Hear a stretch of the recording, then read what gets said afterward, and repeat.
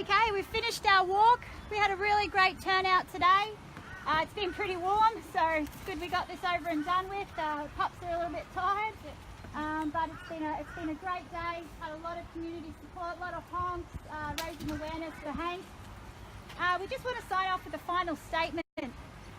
A child, was injured after an accident involving Hank the Neo Mastiff.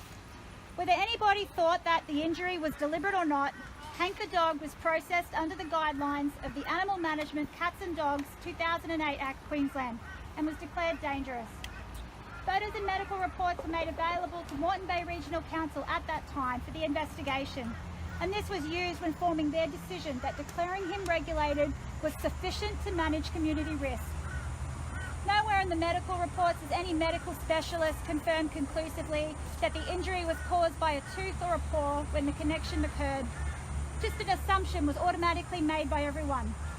No one, including the child's mother, saw the moment of connection between Hank and the child. All witnesses agreed it was an accident. All that is certain is that an injury did occur. Moreton Bay Regional Council is misleading the community and the general public with false and unqualified statements that provide misinformation by saying horrific injuries when no medical specialist has attested to that. And responses from councillors of Moreton Bay Regional Council have also been very questionable at best, certainly not impartial, and very disappointing to members of the public. Hank's owners complied with the conditions attached to his declaration. That was confirmed by Moreton Bay Regional Council on multiple occasions, with all the regulations provided for a regulated dog, except for the dissexing, this bone of contention.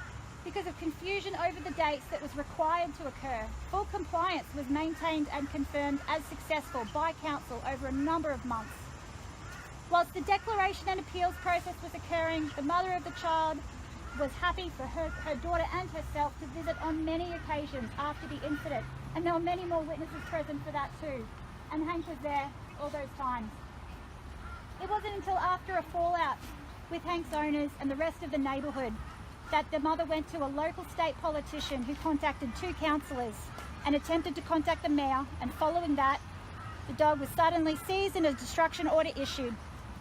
Another fact that also remains is that Moreton Bay Regional Council were willing to put an offer on the table during mediation to have Hank returned home with some added requirements on the 21st of December 2017, after Hank had been incarcerated for 7 months by that stage.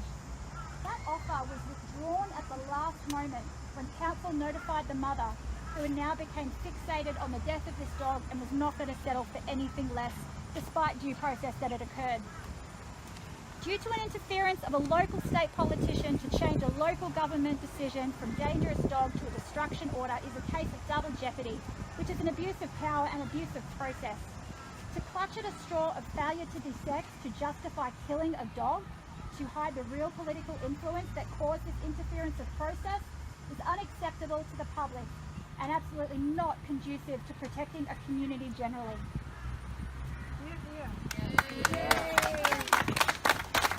Well, do you guys want to sign off and say goodbye? And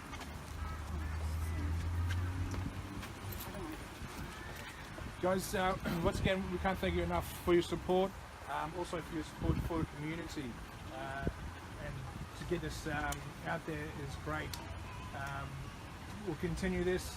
Watch the Hank page, and we'll keep you updated as much as possible.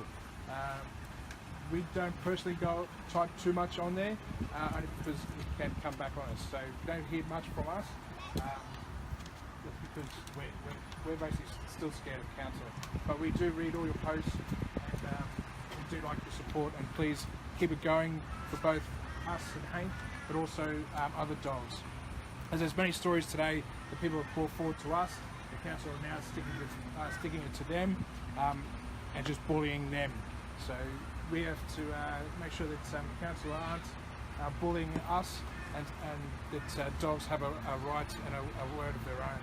So guys, please keep up the good pressure, and thank you for support, and thank you for today. So I'm not much of a talker, I get quite emotional, but the support has been overwhelming, and we can't thank you enough.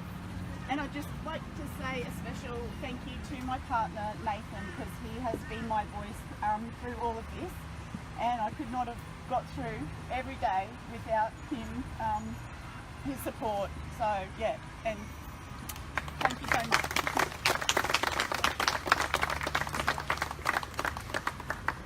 Ladies and gentlemen, on behalf of Nathan and Tammy, thank you very much for your generous support for Ralphie. We've raised over $350, which will go towards covering Hank's legal expenses. Thank you very much for your generous support.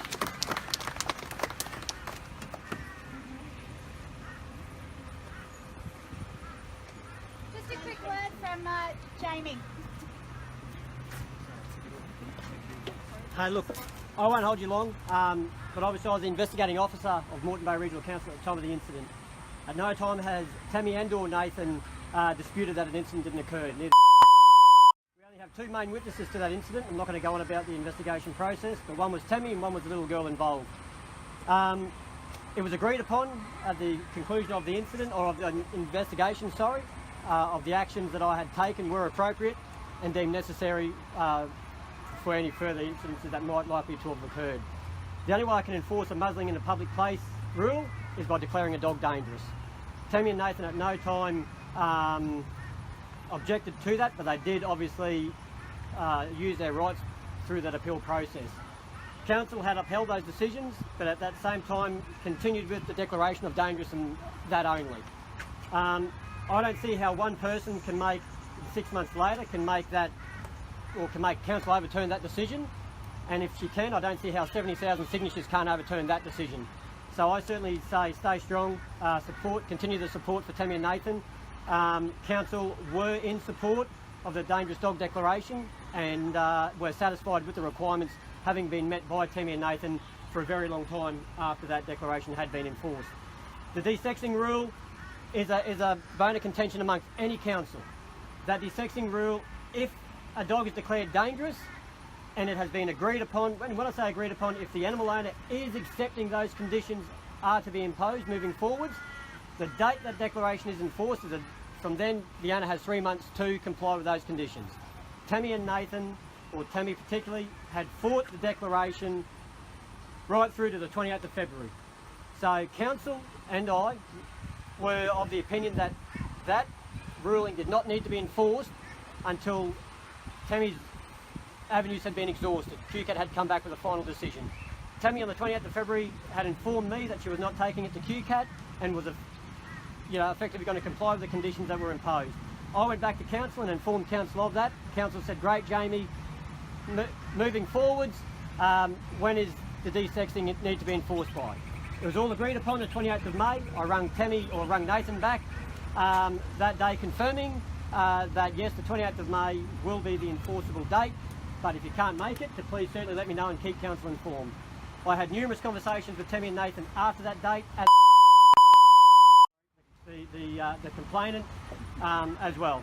I guess, as I said, the biggest thing, I don't know what happened from that point onwards, but it is really, really disappointing, and I think it is a timely reminder to any animal owner, whether it be a cat and or dog, under the Animal Management Cats and Dogs Act, if your animal causes fear in any way, shape or form, and you get an investigating officer come out and deal with you with that matter, even if they say to you that no further action will be taken, going by this today or by what has occurred, doesn't necessarily mean that in 6 months' time you can't get council turning up and taking further action against you, even with no supporting evidence or no further complaints. So this is why it can't stop here. Regardless of the outcome with Hank, Tammy and Nathan have certainly endured a hell of a lot of hurt and pain in the last few months, but that hurt and pain is going to continue on to any animal owner if we don't speak up and continue speaking up against the way that council will enforce the Animal Management Cats and Dogs Act. So I certainly say continue the effort, continue the fight, and certainly continue supporting Hank. And greater than that, make sure your animals are safe and continue looking after your loved one like it is literally your own child. That way then there is no likely chance of council knocking on your door and taking this type of action against you. So to Tammy and Nathan, honestly, I don't know. I don't know what to say. I don't know what to do you know, but just keep doing it. So, yeah, I appreciate the support and I appreciate your efforts.